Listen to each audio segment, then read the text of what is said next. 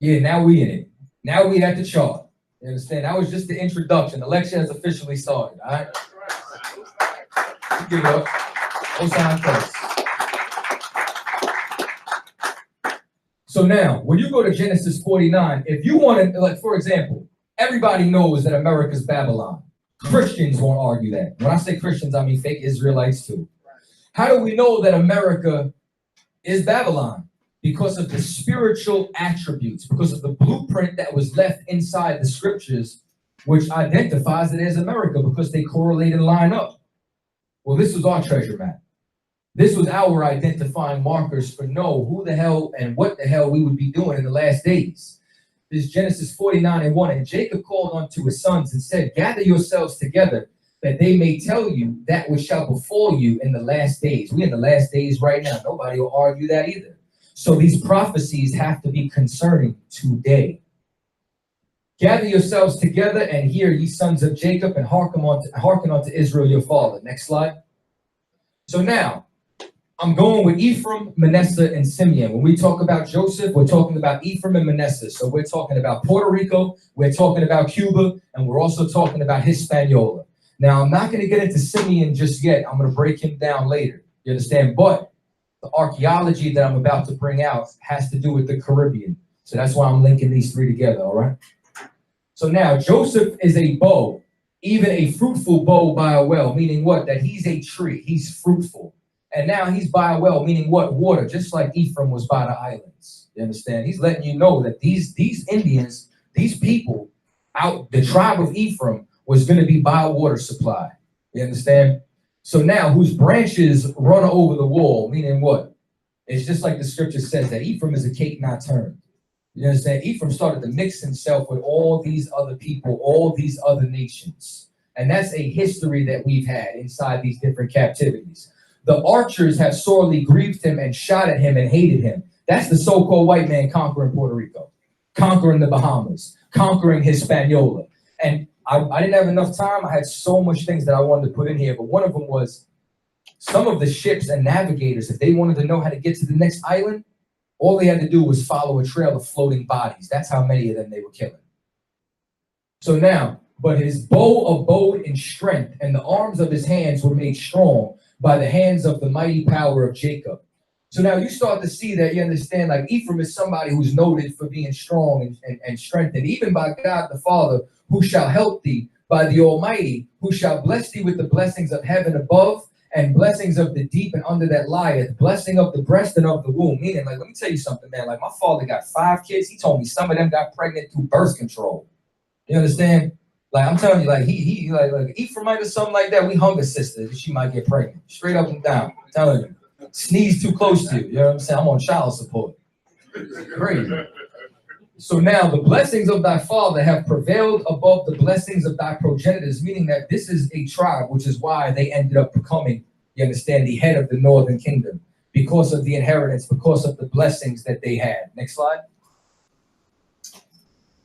So now, the next publication, which we will discuss, will be a piece of 19th century literature by some German, I don't know how to pronounce his name, Kaiserling, whatever. So his work primarily deals with the contributions of the Jews to the voyages of Christopher Columbus. So it starts talking about the Caribbean. And what he finds out is that the Indians of the Americas are the lost tribes of Israel. And the main focus is on the Taínos and the Arawaks. So now, once again, we're talking about Hispaniola, the Simeonites, and we're talking about the Taínos, the Caribs, the rest of the Arawaks, meaning what? We're talking about Ephraim and Manasseh on Cuba and Puerto Rico. Next slide.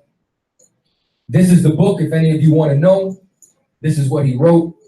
Christopher Columbus and the participation of the Jews in the Spanish and Portuguese discoveries. Next slide.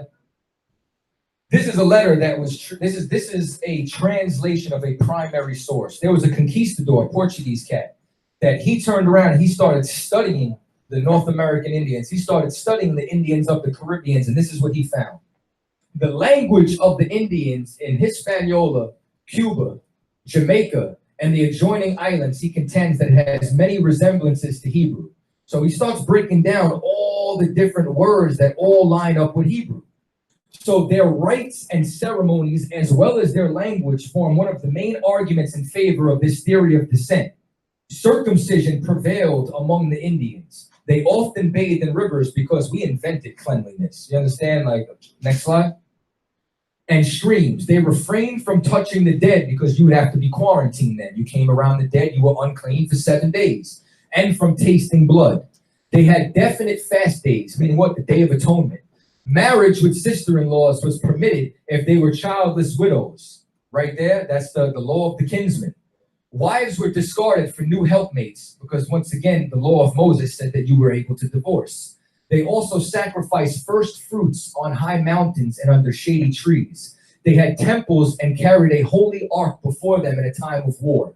They were also, like the 10 tribes, inclined to idol worship because, once again, that's why the white man came over and destroyed us. But we still had traces of our culture.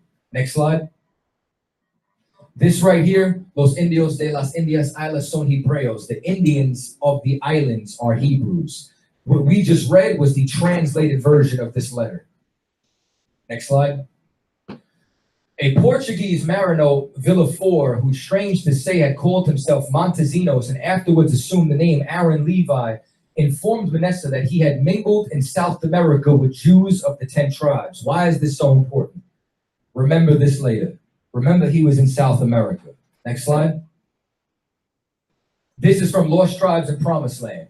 The woman got off and spoke to Francisco in an Indian tongue. So this is Montesinos with this cat, Francisco, and they were in Quito, Peru. While they were in Quito, Peru, this is what happened. It says that they spoke in a language he could not understand. Blase, blase. Upon hearing the words, they rose, they went over to Montesinos and heard his utter astonishment. Shema Yasha'Allah Yahweh Lahayanawa Yahweh Akkad. Hear, O Israel, the Lord our God, the Lord is one. They had recited in Hebrew the fundamental credo of Judaism. A brief conversation then ensued in their common ancestral tongue, according to Montesinos, whose fluency in it is almost as perplexing to the reader of his narrative as that of his 3 mysteries to his companions. They told him that they themselves were of the tribe of Reuben, and that the tribe of Joseph lived on islands nearby. So now who was this tribe of Joseph that lived on islands nearby? This was Ephraim and Manasseh inside the same islands where they were sacrificing first fruits on the mountains, circumcising their young, keeping the laws, statutes, and commandments that they knew about still at this time. Next slide. Oh yeah, now it gets deep. Llegó una ondulación en el terreno donde estaban las piedras y empezó a He's talking about these stones, these rocks. Yeah? Poco a poco, y las estudió y en un principio pues él pensó que la escritura que tenían representada era escritura hebreo caldaico. These characters are Hebrew. Eso tenía relación con las tribus perdidas de Israel. Al ser esto, and it says that they have the 10 tribes of Israel. Algunos arqueólogos plantearon que el padre falsificó las piezas y pues poco a poco en un origen las piezas eran 800. Take a look at all those stones. Y se fue desmembrando la colección y hoy día pues nos queda aquí en Puerto Rico. These stones are known as the stones of Father Nazario. They were passed down by one of the chiefs all throughout his generations, and the chief's daughter went and passed these over, you understand, to this cat called Father Nazario. For years they knew about these stones. Then somebody turned around and said, yo, these stones have Hebrew on them. And they started to translate the stones. Not only did it say that they crossed the Atlantic, but it had the names of the 10 tribes of Israel who left the captivity of Assyria. This was found inside Puerto Rico. There was hundreds of these stones. And what happened is that they had to fight with the government even to keep them. The majority of these interviews were in Spanish, except for maybe 1 or 2. Give me the next slide. I want y'all to see this video right here.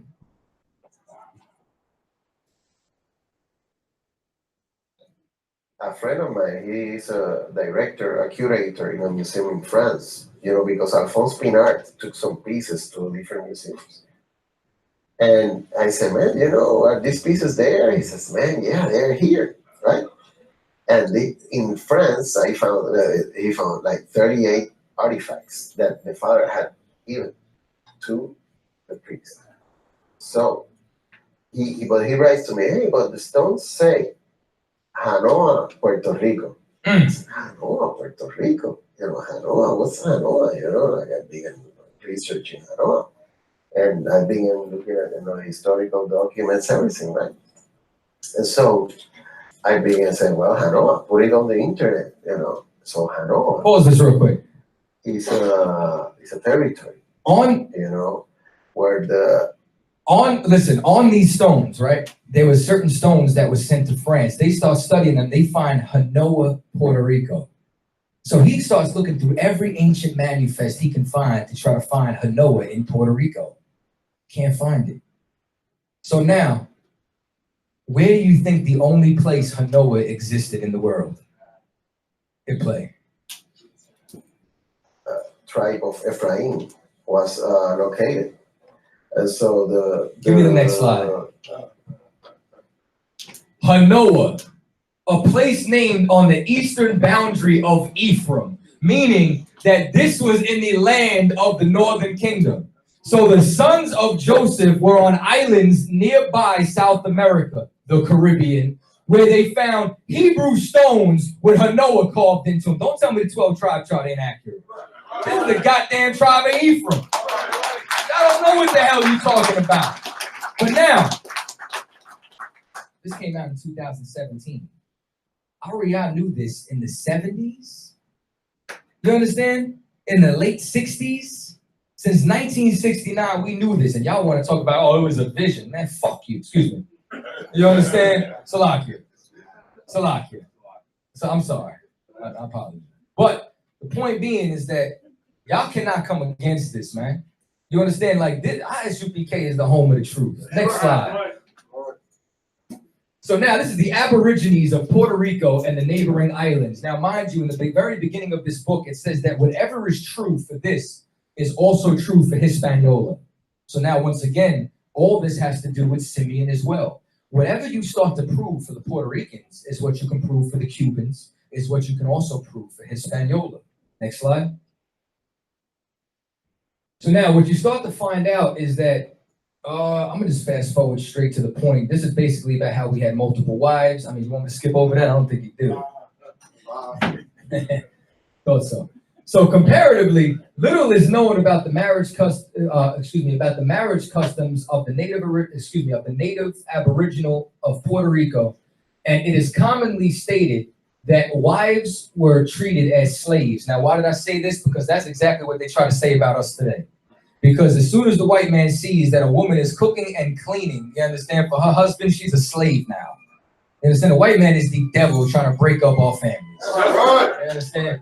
There is every reason to believe that the caciques were polygamous, meaning that they had more than one wife.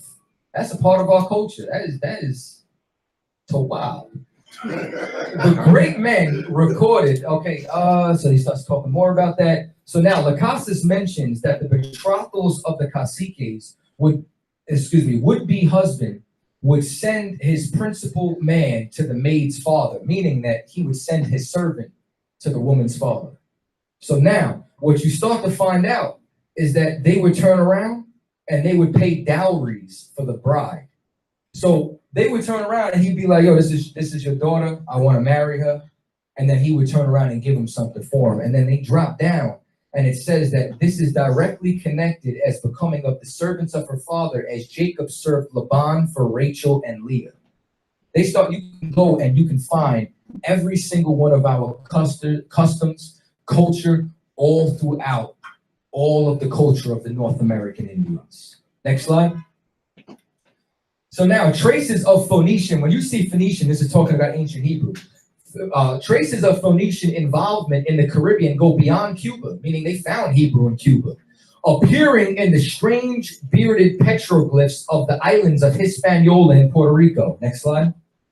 So what you start to find out is also the strange headpieces that they found, meaning that they called this a turban. So what the hell was a mitre or a turban doing carved into a rock inside of Puerto Rico? Next slide. Also, the same way that they had these, they try to say, oh, Indians can't grow beards, this and that. We started carving what the hell we can do and what we couldn't do inside these walls. This is important. We're going to save this for later. Next slide.